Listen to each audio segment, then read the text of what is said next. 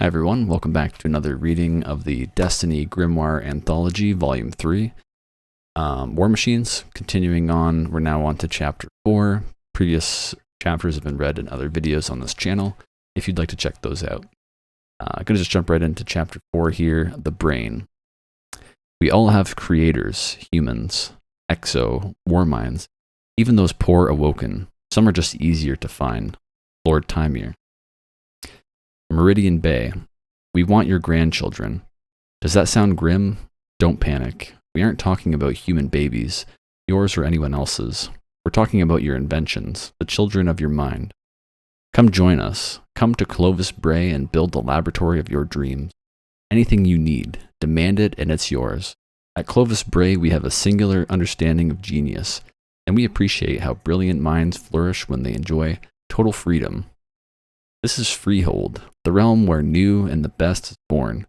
This is where your brilliance, freed of budget constraints and managers, makes the universe dance. Clovis Bray is a nursery to a million marvels. Your inventions belong to no one but you. Cherish them, praise them, or tell them they aren't worthy and set them inside a deep, dark drawer. But as every parent soon learns, children grow up, and every technology matures. At some point, your inventions are going to find mates. They'll join with other marvels and produce a new generation of offspring. Maybe you'll build a better reactor. Meanwhile, the genius in the lab next door devises an elegant way to fold machines into tiny spaces. Your device meets hers and a fierce little reactor is born. Your children are yours forever, and we are happy to arrange for their grandchildren to prosper. Clovis Bray. My father hated maps. And do you know why I hate maps, he asked me. I didn't answer, not immediately. With father, every question was vast, particularly those that looked simple, and simple questions deserved as much insight and wisdom as could be brought to bear. With that in mind, I said nothing. Why would my father hate maps? One of his collaborators came into the office. Father didn't have employees or assistants, and for that matter, he didn't have heroes either. Every person, living or lost, was a collaborator, and that included his children. Clovis, said the visitor. Father heard the woman, but he was watching me. The woman was pretty, and I was 16, so I looked at her, smiling enough for both of us, and she threw an appreciative wink my way as she described test results for the last 5 billion runs of our AI initiative.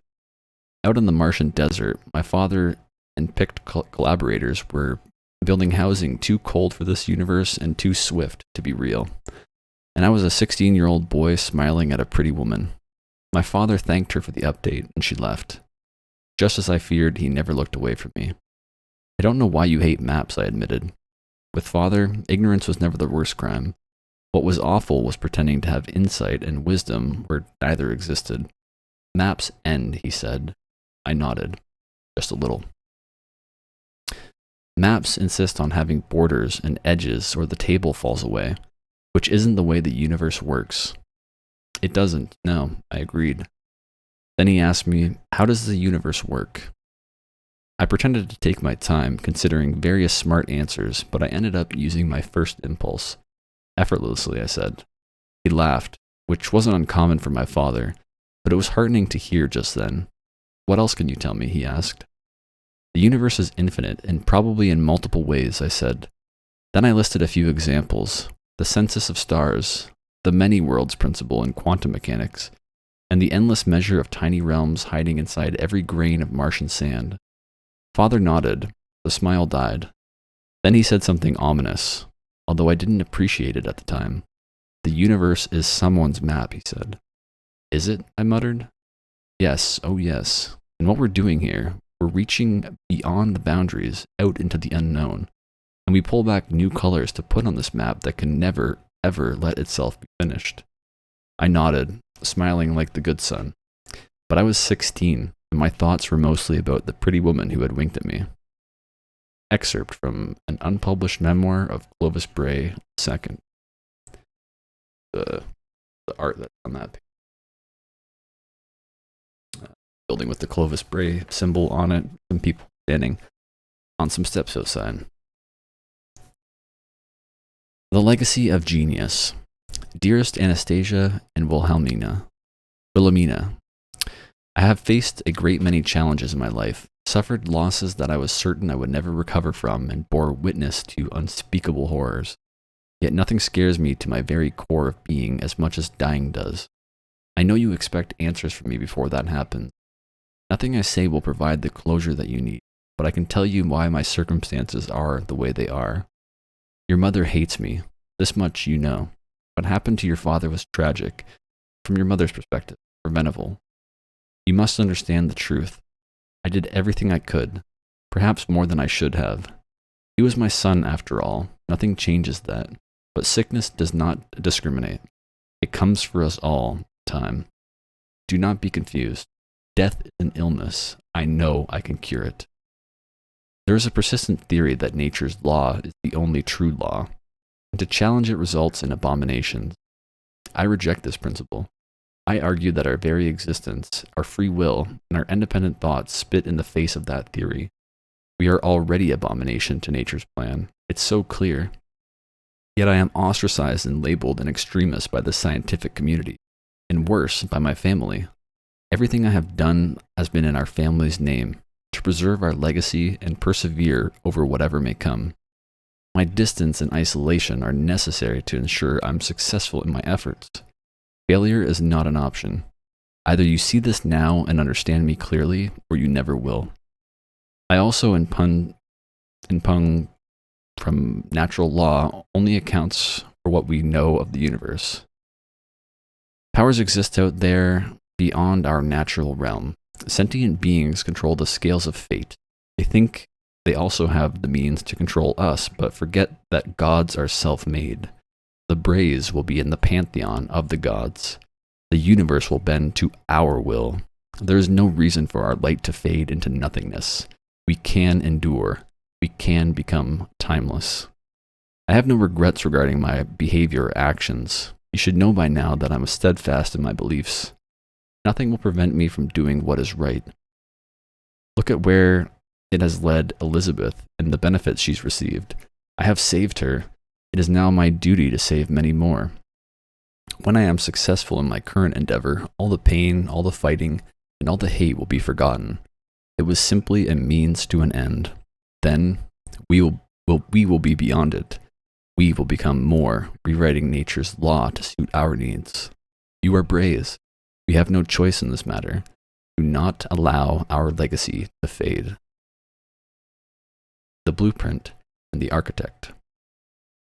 You've had many strokes of brilliance in your life, independent thoughts that sparked new ideas to push the world forward. These monumental innovations represent tremendous leaps for mankind. You've made the world cleaner, stronger, and better prepared for unpredictable eventualities. It doesn't matter. Someone will surpass you. The world will forget you. Surprised? No matter how many buildings bear your name or advancements you introduce, your time will end. You will become nothing, be nothing, and no one will know or care that you existed. The elder gods of the universe will pay you no mind. They have games to play that are more important than you. Imagine. The name Bray has never been uttered by the pantheon of architects. You are unknown. Over time, worlds will be born.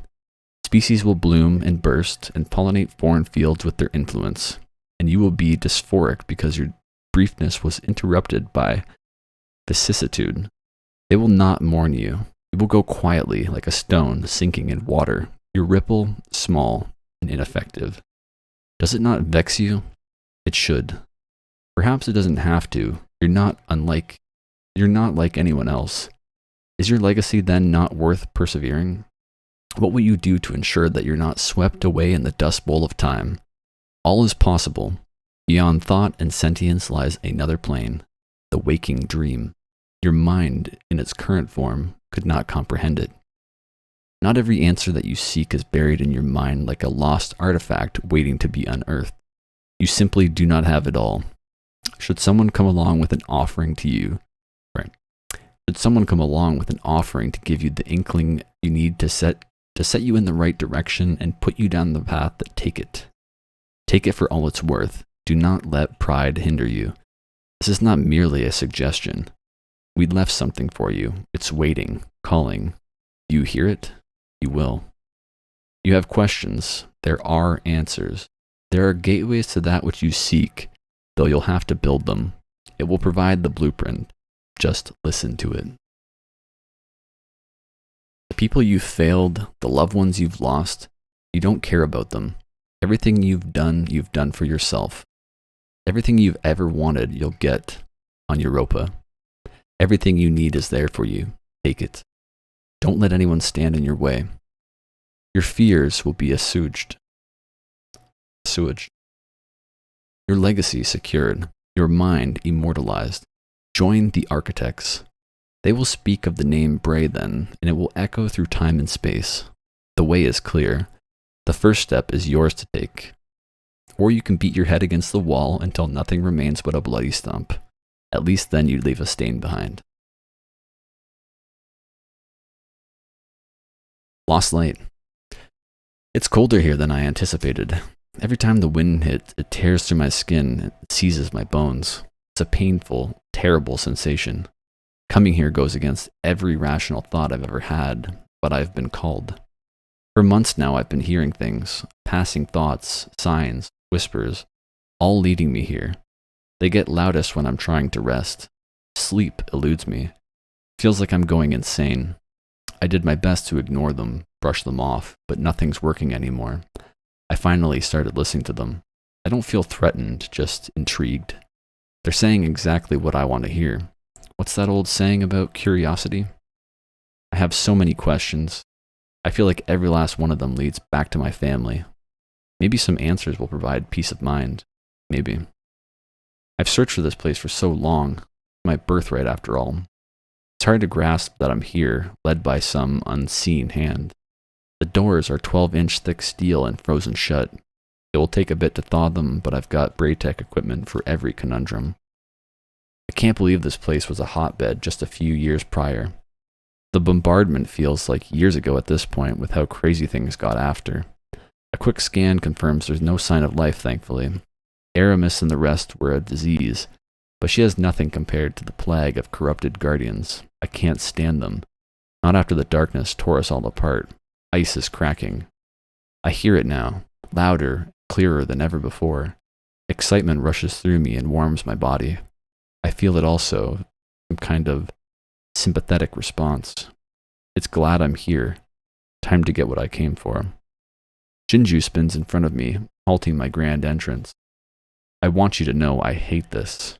Noted, I say, and push her to the side. The place stinks. Rotting fallen bodies, preserved in crystallized glaciers, tell the tale of battles lost, false promises, and failure. Main power seems to be out, so it'll be a long drop down the elevator shaft. The facility is mostly intact. I'm in awe at the scale of it. Seeing where the Exos were born, where my grandfather perverted nature, I could be here for years and not uncover everything. I want to see more. I have to. There's a weight beginning to bear down on me the deeper I go. Like the warmth of sleep creeping in, hypnotizing its way into my mind, I pass through a familiar doorway and I'm suddenly 12 years old again. I'm in a lab surrounded by white coats, standing next to my grandfather. He's holding my hand firmly, and I'm counting the liver spots above his knuckles. They show his age and make me fear my own mortality. He's yelling at someone. The room clears. It's an exo. He's malfunctioning, shaking, missing parts, and strapped to a bed. I remember this. I push through this invasion and make my way to the source, practically magnetized. Further underground, I can't focus on anything other than it. You promised you'd keep her out. Promised. My father's voice comes from the machine. That's right. I sense Jinju trying to materialize in the now, but she can't. It's stopping her. Anastasia has a gift and has earned her place here. Besides, you have more pressing concerns, my grandfather said. He was so cold. It didn't work, I'm afraid. Your mind is breaking. Soon there will be nothing left. You said would work. I said it could work. Nevertheless, this was a step in the right direction. Don't you agree, Anastasia? I nod. I'm not crying. I'm interested. Curious. An oddly similar outcome as the previous clinical trial, despite a radically different combination of chemicals. We're not generating sufficient results to merit continuation, yet we must. Something is still missing, though what that is remains to be seen. Anna, come. My father calls to me. I don't move. I'm afraid he's too dangerous, my dear. Let us say goodbye. I feel nothing. Is this who I was? Was I just like him? I wave and grandfather pats me on the head. He gives me a mint from his pocket. We're making our way out of the room, and all I can hear is metal gnawing and tearing as the doors close behind me. Such is life, my dear, but not for much longer. We're going to fix that, you and I. I smile. He loves me. He believes in me. It's been so long since my life, my real life, before the light. I had no idea. Everything I've tried to find out about myself has been covered up, redacted, and hidden from me. I thought I was a good person. I don't know what I am anymore. I see it fully now, with resounding clarity. It moves ethereally, seductively, like a dancer looking for a partner. I accept. Tell me everything. And that is the end of chapter 4. I do apologize. I realized about halfway through that I meant to turn off some of the background noise. I hope that didn't come through. There's a heater in the other room, some other things making noises that I usually turn off. But rather than redo it, I'll keep it as it is, because as you may know if you've watched any of the previous videos, I don't pre-read through any of these chapters. I just kind of read the words as they appear on the page and read them aloud as I read them on the page, and try to do, some amount of reflection in them as if, reciting from these characters. Not complete voice work, but it's, a work in progress I've mentioned in the past. So if you stuck around this long, or if you've watched any other videos, I appreciate your time. Leave any feedback down below if you have any. And yeah, we'll continue on the story of the War Machines, the Exos, Clovis Bray, etc. in a future video. So thanks for tuning in. Peace.